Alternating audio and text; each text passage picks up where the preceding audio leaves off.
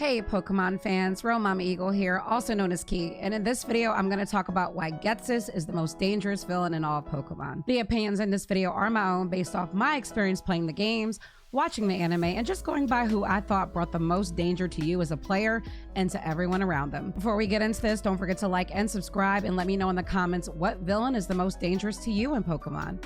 Now let's get started.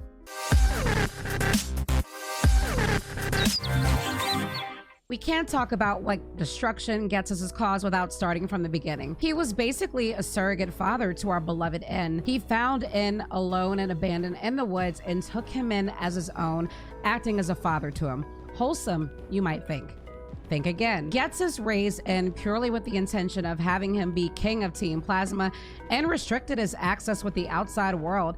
Ghetsis pretty much only gave N toys and Pokemon like Zorua to keep him company, so he really didn't have a lot of social interaction, and he was pretty much raised with crappy ideals from Team Plasma. Of course, N strays away from that, as you see in the events of Black and White, and you run into him. He's a more pure figure than Ghetsis, wants to just be at peace with his Pokemon despite wanting other people to free theirs. But he kind of develops the player's ideals and sees the player's point of view, which makes Ghetsis so mad that later in the game, right before you fight him after the Elite Four, he calls in his surrogate son a disappointment, which is a horrible thing to hear from your surrogate father. And then of course in Black and White too, even after having been called a disappointment, N still tries to show Ghetsis some love and compassion, and Ghetsis is like, I don't care, go away, I don't care.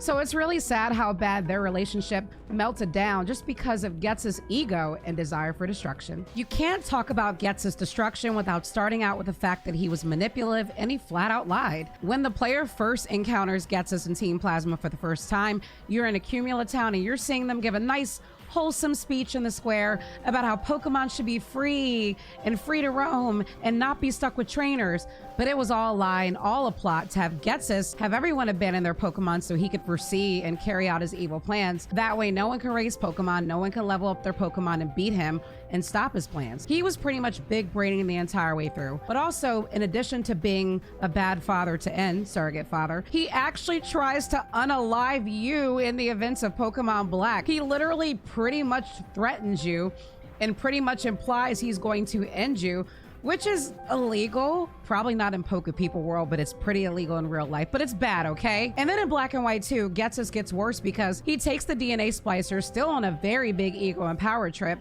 and he tries to fuse Chiron with either Reshiram or Zekrom, which is dangerous for the Pokemon and destructive and actually very harmful. And then on top of that, before that, there were the events of Oplicit City where he shoots down ice at the town, which endangers everyone, endangers a citizen. So he tries to unalive the protagonist. He pretty much disowns his surrogate son, tries to destroy towns, and tries to harm Pokemon despite previously preaching that Pokemon should be protected and freed.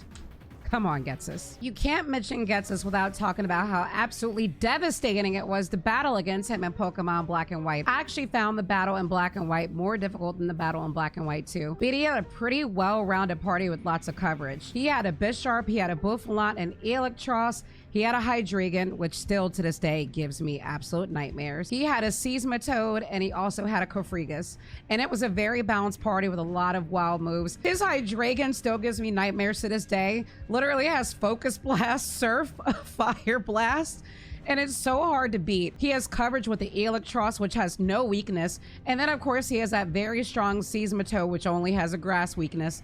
So it's a very difficult, tough battle. I can't tell y'all how many times I played Black and White, how many times I've been leveled up pretty high enough to really give Ghetsis a business, only to have him still give me trouble even when the Hydreigon came out. So if you've never played Black and White, that battle pretty much rivals on the level with Cynthia's, in my opinion. Do you agree that Ghetsis is the most dangerous villain in Pokemon, or do you think that there's someone worthy of the title instead? Let me know in the comments section below, and don't forget to like and subscribe as well, and ding that bell so you know when videos are up. I am also Real Mama Eagle on all social media platforms, and I do Twitch streams at twitch.tv/Real Mama Eagle.